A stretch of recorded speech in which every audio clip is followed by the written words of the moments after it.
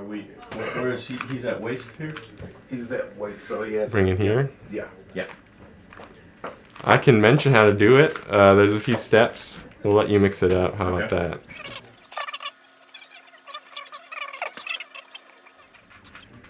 All right. How fast are you gonna do this?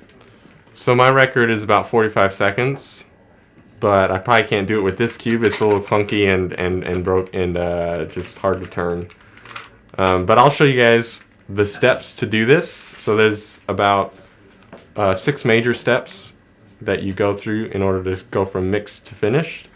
And it works in layers. And so the first step, I'll just show you as it happens. We take a few of the pieces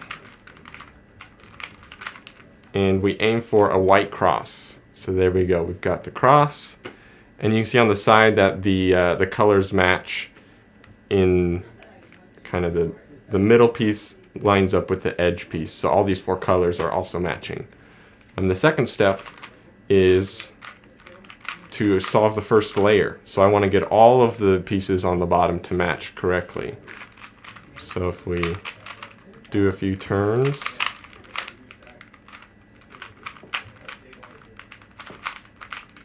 there we go. Almost there.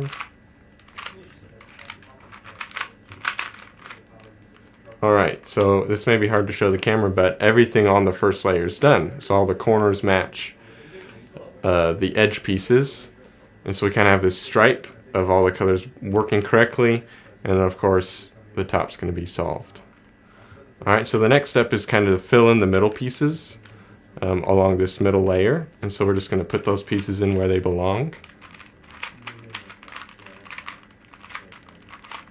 Let's see. Got another.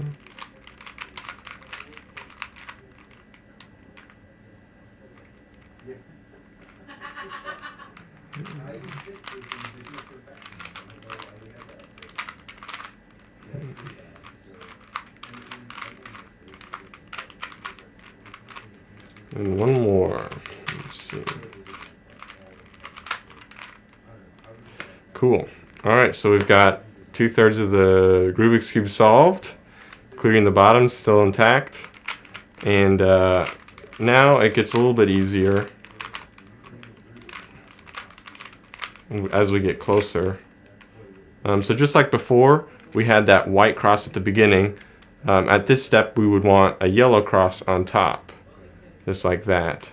Now it's not going to matter too much if the sides line up yet. We're going to do a few more sets of rotations to get the pieces where they need to be. So let's see.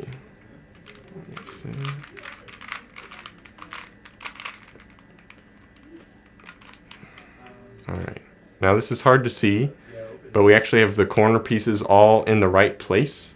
But it doesn't necessarily mean that they're in the right orientation. They're not, they're kind of mixed up, as you can tell. So I'm going to do something here